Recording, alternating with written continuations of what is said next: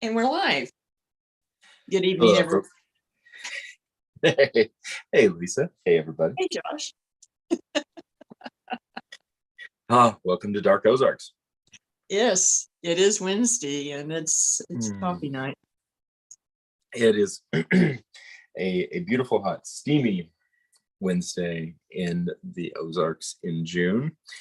And we have some really fun stuff to dig into, which I think is particularly appropriate considering the event that we just hosted in Webb City on Saturday. Yes, and that was a lot of fun. We thank everyone who came out. Oh, thank everybody. It was a fantastic time. History tour and paranormal investigation at the Ball House in Webb City, Missouri. Yeah, a beautiful Victorian. Absolutely gorgeous home and a beautifully restored home as well. Yes. So, Tales of Debauchery. Tales of Debauchery, one of my favorite words. The word tale, of course. And it is, I really like this concept, especially digging into the history. So for individuals who may be unfamiliar with Webb City today, it is a small town. About 13,000 people, yeah. Yes, and it's in essentially the Joplin metro area. Yeah. A lot of history, and you can drive down Main Street and pass through various neighborhoods and understand that is a lot of history because of the era in which a number of neighborhoods and the downtown district are from. Right. But and I think that for people who dig a little bit deeper, it's not hard for them to start putting the pieces together that a lot of the affluence of the region came from things like mining, which is was a huge part of the region, the tri-state mining district. Yes. But something that history in its sanitization is often capable of overlooking is what goes along with that. Yes. It's sort of like almost a parable of Route 66 that we think of the kitsch Americana side, and there's another side to it, and by the way, Route 66 goes right through Webb City, so which is only appropriate. This will be in reverse, I suspect, but very quickly, I have Always Buying Books on. Actually, it's correct. Yeah. Is it good? Good. And that was something else that we were able to do on Saturday. Was for you, it was a return to a location that you've been to many times, and that is to our Dark Ozark sponsor, Always Buying Books. Yes, but your first time in person. My first time in person, getting to meet Bob and Elise, and actually being at the location of 5357 North Main in Joplin, a stone's throw from Stone's Corner Roundabout, and have their newsletter. Yes. And it was, of course, huge shout out because they're phenomenal sponsors. We have an October event planned in conjunction with Always Buying Books, and it was great to physically meet Bob and Elise in real person and let them know that I'm not a figment of social media's imagination. It is also point proven. It's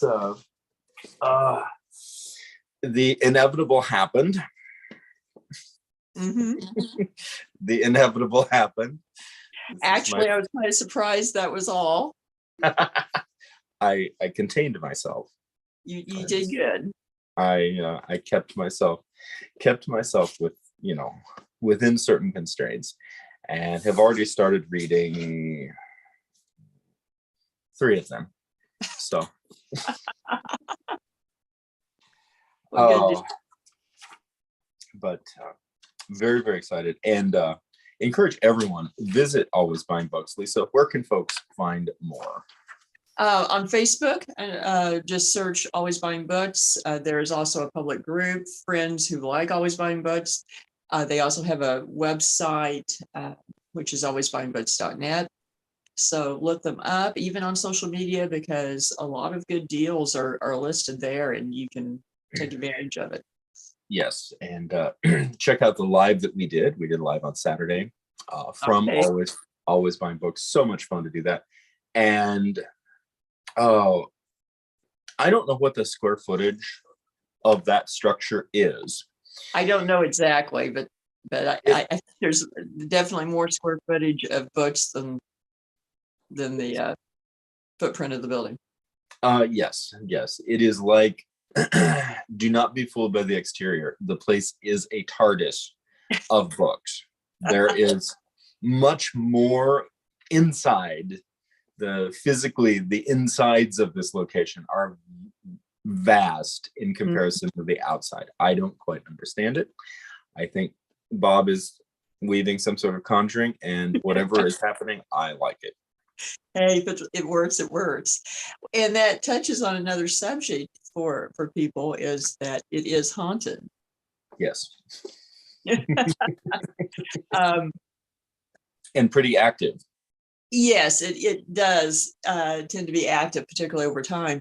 For those that have been in the area for a long time, they may know that before it was a bookstore. It's been a bookstore for 22 years. And in fact, this weekend is a anniversary sale. So Friday and Saturday, everything in the store is on sale. So aside from that, but before it was the bookstore, it was a wedding chapel. And the activity in the building seems to be tied to the wedding chapel, which I think is incredibly interesting.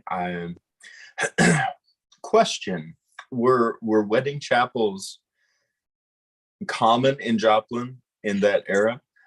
Not particularly. There was that one, and I think really because just as with Eureka Springs, you can go to Eureka Springs and get married the same day. You can go to Miami, Oklahoma, and get married the same day. Okay. And so there is a quite notorious wedding chapel in Miami, Oklahoma, which is not very far away.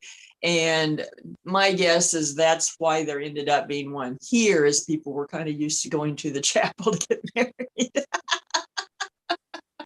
Oh, I like it. I think that's very, very cool. And and again, incredible selection. I realize, I think it is a bit ironic.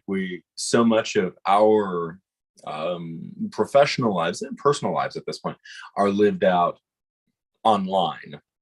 Yeah. And we're online right now. And yet there is nothing like holding a physical book copy, being able to pack it around with you. You never have to worry about it running out of battery. And you never have to worry about it being changed while you're not looking. That's true. That's true. So Big Brother cannot change it. Big Brother being the publisher. Yes, the platform publisher. So fantastic. I'm really only at home when I'm surrounded by my books, and I was going to say I think they're the same. And so if that kind of experience appeals to you, go to Always Buying Books. I agree. And check out the occult section. Oh my gosh. Okay.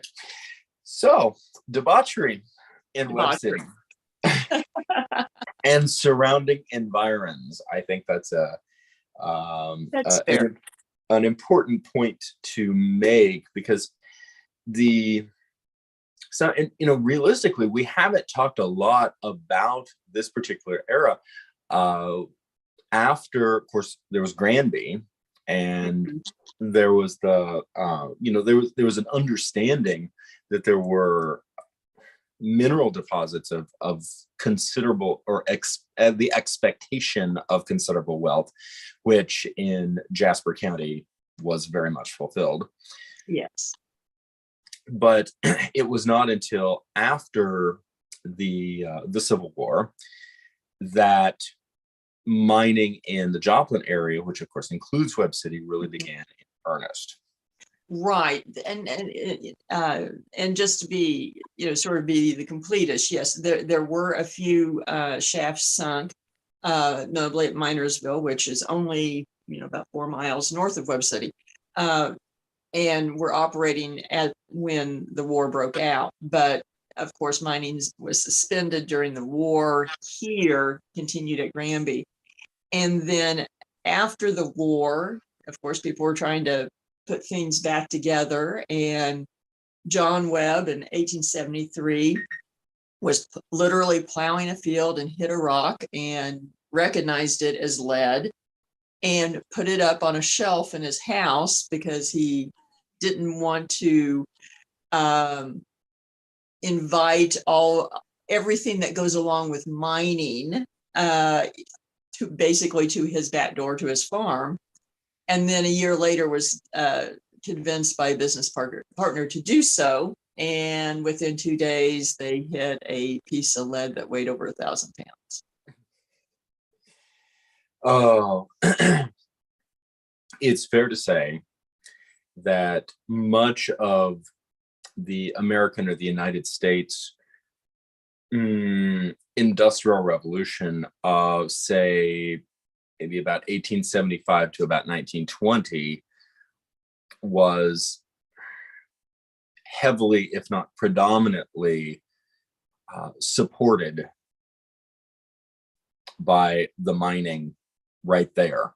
Yes, and well, in fact, they say 3.5 square miles, which is basically within the city limits of Webb City now, produce more lead and zinc than any square footage in the world, period. And actually, this mining district supplied the vast majority of munitions for World War I and World War II. That's it's a step further than I think we're oftentimes willing to conceptualize. Mm-hmm. When we're often quite familiar with the histories of the First and Second World Wars, mm-hmm. but then looking at things like munitions, lead, steel, zinc, these raw materials that are necessary for modern war, and not necessary, and often taking those things for granted without realizing they had to come from somewhere. And in this case, much of it came from Webb City, Joplin, Pitcher, Oklahoma. Yeah, I mean, just this area. Yeah. And it's also now another thing that is a little, maybe a little unsettling as you start sort of wrapping your head around it, but the mining districts themselves are actually quite easy to overlook at this point, because after the mining quits, the decades pass, and scrub brush, scrub trees, traditional native grasses, etc., grow back in much of the, not all of those, but much of those areas. And it's actually very easy to overlook and not realize that, for example, there's an enormous amount of history in the location, and also some sometimes unsettling realities. For example, a harmless looking pond that isn't a pond, it's a 300-foot deep mine shaft. Yes, and that's not as common right now, but certainly when I was growing up, there were certainly still a number. And then in the last about 20 years, there's been a lot of reclamation work done through the EPA. So, and to be perfectly honest, there are subdivisions built that, old timers, those of us who were from the area kind of joke because we wouldn't buy one of those houses because we know what it sits on. But, a lot of people move in from out of state or somewhere and they buy them up, and it's like, it's a matter of time until there's a sinkhole. But and then surprise, who would surprise. have guessed? And Yeah. and that does happen. That actually happened pretty recently. Yeah, that does happen. Actually, it happened in Joplin not too long ago, but it has happened even in subdivisions just on the north side of town here. Yeah. Now, another aspect, we'll dig into all of this in our long format version that we will initiate on Facebook shortly, but will also be uploaded later here on YouTube. Uh-huh. Is you drive through, for example, a beautiful downtown and look at the let's say 1870s to about 1910 buildings, and imagine the mercantiles and the hardware stores and the grocery stores, and possibly not realize that you could be driving through literally the old red light district of brothels. That's very true. Red light district, and also sort of the hub of where some fairly substantially illegal gambling took place, that actually was connected to the New York and Boston mafia at the turn of the century. Yeah, it's there's so many things that connect, oftentimes in surprising ways, and in this regard, I think that we're talking about the Victorian era. This is an era that we imagine is very prim and very straight-laced and would never talk about anything untowards. And yet here in the essentially Wild West mining days of the Western Ozarks, that was not necessarily the case. Well, no, and just in general, the Victorians were much more obsessed with debauchery of all sorts than we made them out to have been.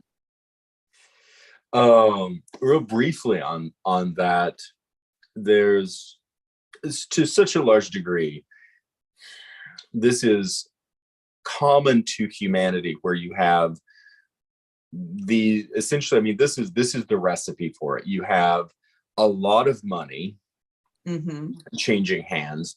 You have a surging population of workers, and you have workers who are laboring under intensely dangerous conditions, in which any day or any night could be their last day on earth. Yes, and without the safety standards that we think about as normal now. Yes, conditions that we honestly would, I think, even the most callous of us at this point in North America would be horrified. Yeah, and probably refuse to work under, to be perfectly honest. Yes. And and it was considered quite normal, but it also really perpetuates this immediacy of life that almost, not exactly a wartime sentiment, but in the idea that you could die at any moment. Why worry about silly things like social mores or vice? Well, there certainly were a lot that took that point of view. Yeah. Now, there's a bunch of social strata conflict issues that I want to dig into there. Hold that for the later format. But there's also, this isn't exactly debauchery, but all of this mining, creating all of these mines, all of these shafts, all of these tunnels, and this is alongside the fact that much of the Ozarks as a whole, and certainly the Jasper County area as well, is over the top of a vast cavern system networks anyway. Yes. We have the land above, we have the passageways in the land below. That is, or can be, quite unsettling once you start wrapping your head around it. It really can, and and there are still a few legends, that connect some of those things together. Which is growing up, there was, for some reason, there was nothing more exciting to me than the idea of a secret tunnel that would connect one place to another. Oh, I think pretty much everybody is fascinated by that, and there certainly were enough of those in this Oh, area. lots and lots of fun. We're going to dig into this in depth in our long format. If you're watching us live, head on over to Facebook. Check us out on Dark Ozarks. There, we'll be live shortly. And if you're watching this recorded, chances are all of our videos that we've recorded thus far are also available here on YouTube. This is going to be fun. It really is a lot of things to talk about, and we appreciate everyone for coming along with us for the discussion. And we'll be back here next Wednesday. Absolutely. Thanks, everybody. And I'll see you over on Facebook.